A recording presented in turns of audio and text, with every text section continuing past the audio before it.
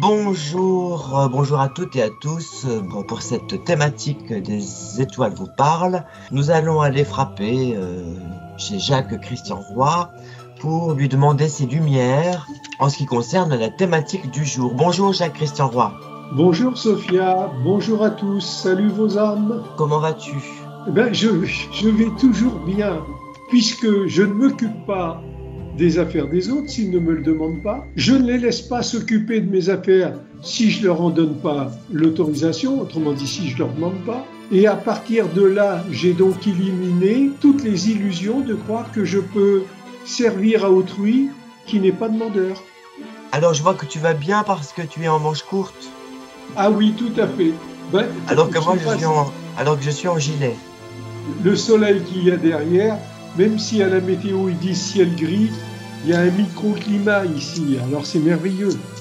Oui, il y a un microclimat, et puis j'ai vu qu'il y a eu des études qui ont été faites sur les habitants de Biarritz, c'est là où il y aurait une concentration de personnes dont le groupe sanguin était rhésus négatif.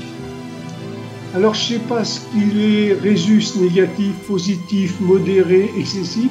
Je sais qu'une chose, c'est que apparemment le groupe humain qui vit par ici se sert davantage de sa tête pour réfléchir que pour attraper des rhumes de cerveau. C'est une évidence. Tout est modéré ici, tout est intelligent, quoi.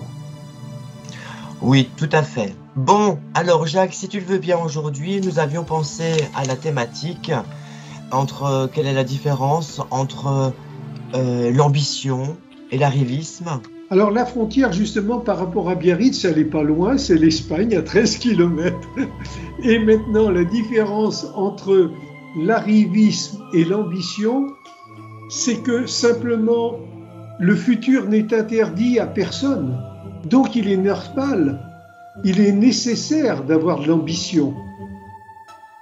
Seulement voilà, une ambition qui ne crée de préjudice ou ne nuise à personne.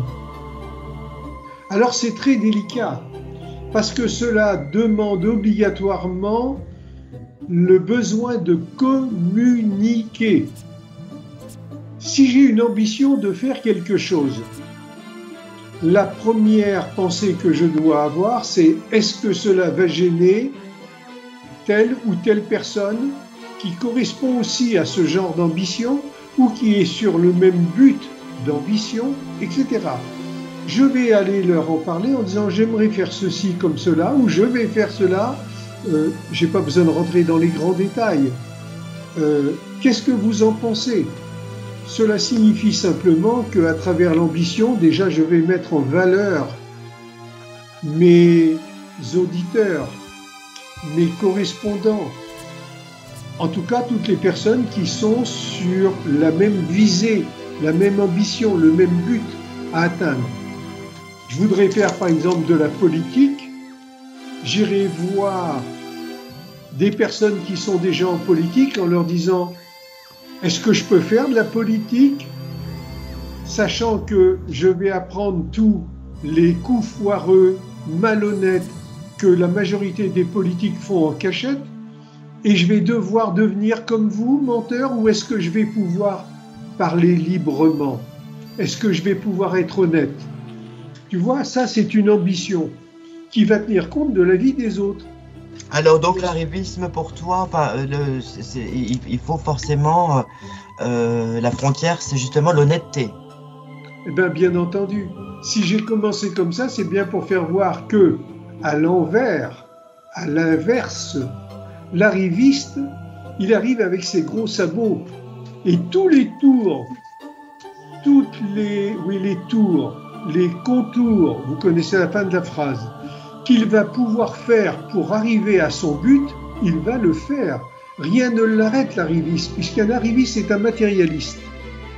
Donc c'est quelqu'un qui se crée déjà des réactions négatives à son égard, puisque tout le monde va vouloir lui faire un croc en jambe, mettre du savon dans l'escalier, des pots de banane, sur sa route. C'est normal, il n'aura respecté personne. Donc il va créer, l'arriviste, la tentation envers d'autres de lui rendre la monnaie de sa pièce. Ça, c'est un autre sujet qui rejoindra le pardon, de se faire ou de ne pas se faire vengeance soi-même.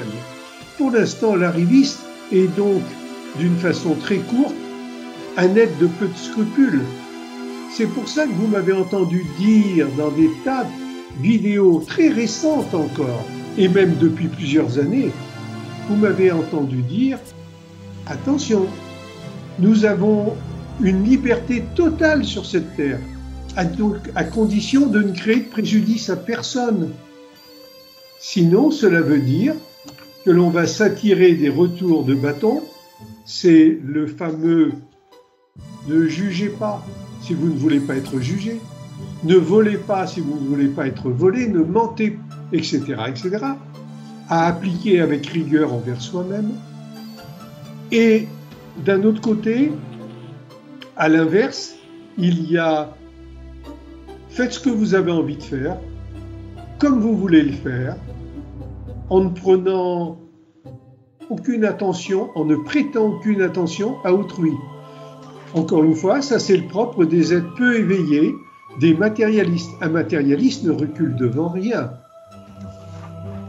Regardez le nombre d'êtres qui sont exécutés par des matérialistes lorsqu'ils veulent révéler, comme les lanceurs d'alerte, lorsqu'ils veulent révéler des choses totalement contraires d'une façon comportementale, complètement contraire à ce que disent ceux qui disent « je vais faire ceci, je vais faire cela » et qui font en cachette exactement l'inverse.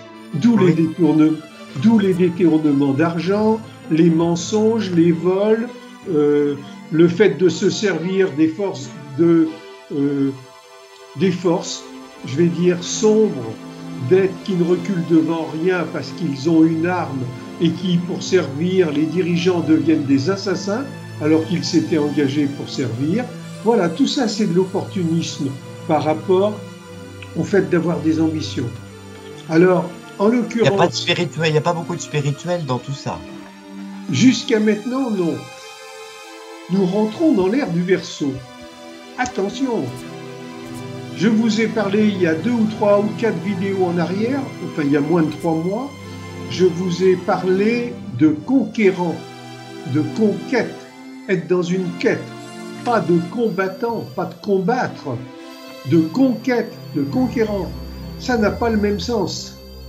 Et puisque tu me dis en France, quand on voit le passé, mais cela est valable dans toutes les régions de la Terre, que ça s'appelle un pays ou pas, dans toutes les régions de la Terre, vous retrouvez toujours le même comportement humain, puisque l'humain est tenté d'abuser autrui, de créer des préjudices à autrui dans son intérêt propre, celui qui veut créer des préjudices, celui qui veut se servir de la part des autres.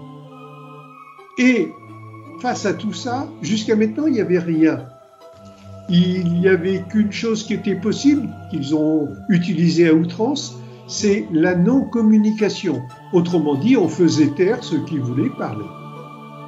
Nous rentrons dans l'ère du Verseau, donc l'ère des ondes, l'ère de la communication, l'ère de la connaissance révélée. Elle est immense, cette connaissance. C'est ce que nous faisons avec Sophia, on révèle petit à petit certains morceaux de nos comportements humains, qui vont aussi avec nos mémoires humaines, d'où les remontées de mémoire qui vont faire qu'on va avoir des pulsions de mensonges, de vols, d'escroqueries, d'assassinats, etc., etc. Mais tout ça... D'enfants enlevés. Mais tout ça, ça va être de plus en plus chapeauté par la prise de conscience de l'effet du mimétisme, autrement dit l'effet miroir, autrement dit le miroir de l'âme. Et le miroir de l'âme, expression ici, en Occident, correspond ni plus ni moins au karma des Asiatiques. Mais c'est la même chose en fin de compte. Et cela signifie quoi? Cela signifie que nous devons avoir en permanence une ambition et surtout pas de l'opportunisme. Et ceux qui vont se diriger vers l'ambition de la conquête de la lumière éveillant les âmes, c'est les émissions que nous faisons.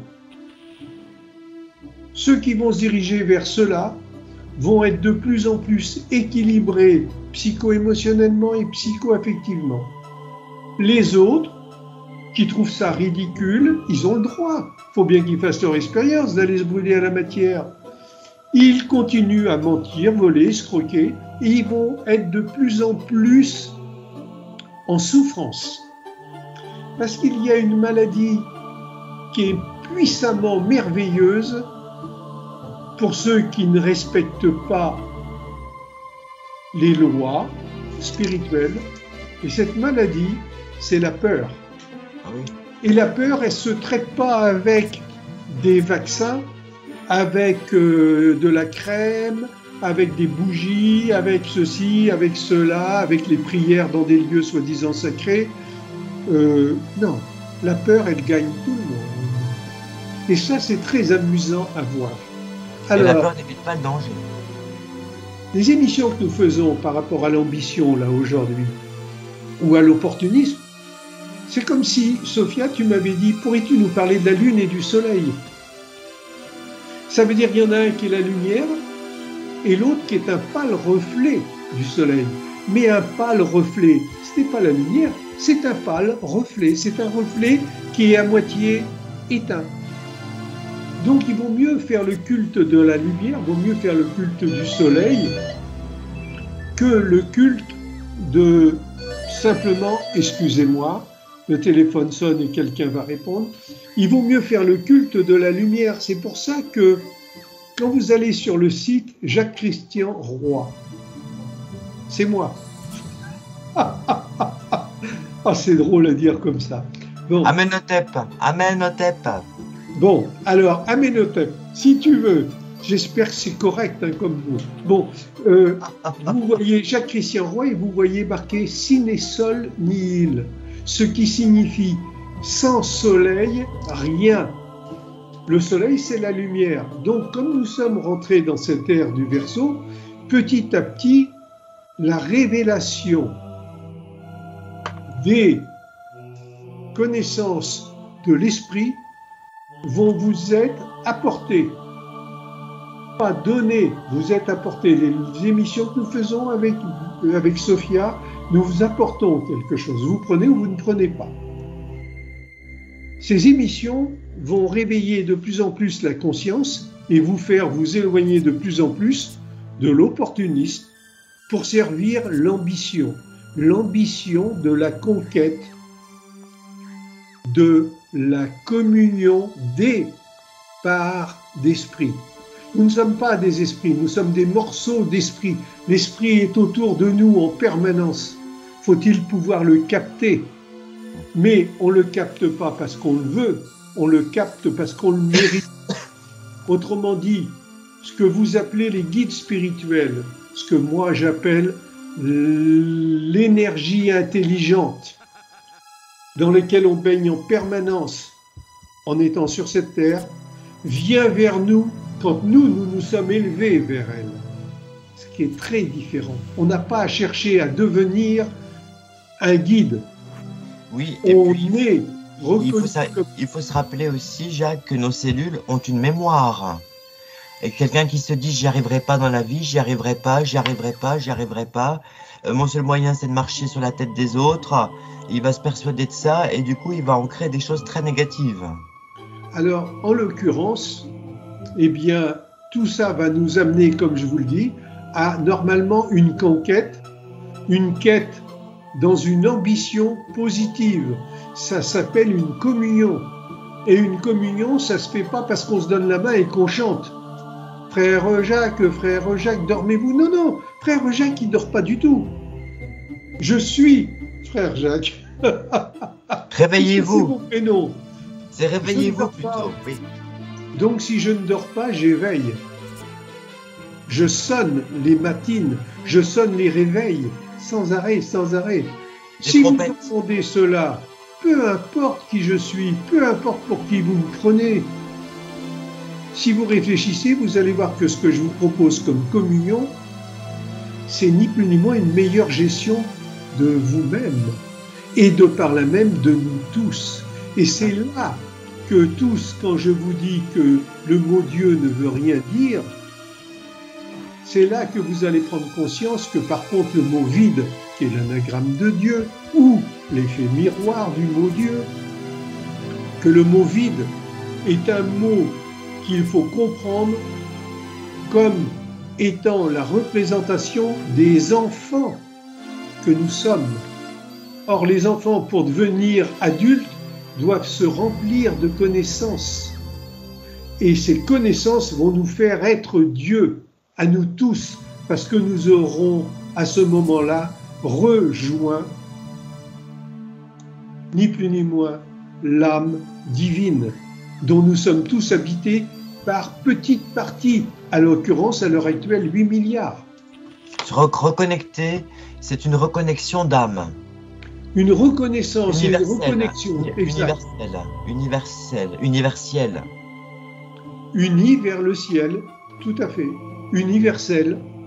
Et au lieu de dire « je suis en fac, je viens d'être admis à l'université », vous comprendrez que vous avez retrouvé vos facultés et que vous pouvez rentrer à la cité de l'univers, où on est unis vers un seul but commun, la communion d'esprit. C'est à l'échange avec autrui, dans la communication qu'on va voir le comportement intelligent. Sachant que dans tous les cas, il faut toujours communiquer. En tout cas, ça permettra de résoudre les malentendus, ça permettra donc de résoudre les conflits, ça permettra simplement de régler nos compréhensions individuelles pour trouver une compréhension mutuelle dans le respect des uns et des autres. C'est ça une communion d'esprit, et non pas de se foutre une soutane ou d'aller se mettre la tête dans l'eau, je dis bien la tête, pas le reste, parce qu'il n'y a que la tête qui n'est pas propre en fin de compte. Et à partir de là, également, ça permettra de retrouver la conscience en nous-mêmes. En tout cas, avec Sophia, nous œuvrons dans ce sens-là. Tout à fait, Jacques. Nous œuvrons, puisque les thématiques que nous proposons sont les thématiques des étoiles vous parlent. Nous avions précédemment, il y a quelques années, été liés par Jean-Claude Carton. C'était les étoiles du cœur. Là, ce sont les étoiles vous parlent. Il y a forcément une filiation. Et à travers tout ce que je vous dis, puisque tu parles de Jean-Claude, et toutes les personnes et des tas d'autres personnes. Bon, là je me retiens. Puisque tu parles de Jean-Claude, il y a des êtres qui pensent, ça rejoint aussi l'intelligence, enfin c'est l'illusion sur soi-même, qui pensent que à travers tout ce qu'ils disent, ils amènent de la lumière à autrui. Cependant, je me permets de vous rappeler toujours la même chose. Si vous ne nettoyez pas chez vous, dans votre tête, vos travers, c'est comme si vous ne nettoyez pas votre corps et sans arrêt vous mettez des parfums, de l'eau de Cologne dessus, sur les mauvaises odeurs. Elles ressortiront toujours. Donc, avec Sophia, les émissions que nous faisons ont pour thème principal de vous rendre conscient en vous éveillant, afin que vous ne viviez plus à travers les propos des uns ou des autres, mais que vous grandissiez en vous-même, en conscience, et non pas manipulés, guidés par des êtres qui, en fin de compte, vous laissent croire que ceci ou que cela, et qui vous entraînent dans une croyance envers eux-mêmes, comme s'ils étaient des êtres supérieurs, guidés par des guides dans le ciel. Il n'y a pas besoin, on est là sur Terre, il y en a tout autour de nous, les guides. Je vous rappelle au passage qu'une conscience spirituelle, autrement dit une spiritualité saine, ça se vit tous les jours, au quotidien, dans les comportements de pensée et les comportements physiques de tous les jours, comme rendre service, donner des sourires à tout le monde. C'est la moindre des choses. Et celui qui s'amuserait à me répondre « Mais quand je donne des sourires, on ne m'en rend pas », mais je le traiterai de comptable. On ne fait pas quelque chose pour obtenir un retour. On fait quelque chose parce que c'est comme cela que l'on va être mieux en soi-même. Donc, c'est ni plus ni moins une prise de conscience d'une bonne gestion de soi-même que de donner le meilleur de soi-même. Oui, oui. Très bien. Bah, écoute, c'est une belle transition pour ce mot de la fin, Jacques. Ah bon? Alors, on va peut-être prendre des questions s'il y en a. Et alors? Eh bien, les questions sont toujours les mêmes. Comment peut-on adapter sa vie matérielle avec l'éveil de soi? Parce que souvent, c'est pas compatible. On doit aller le matin travailler, on doit se nourrir.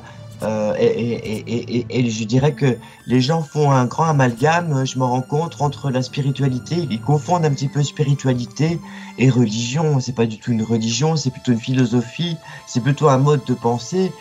Et il est nécessaire d'aller à la rencontre de notre conscience.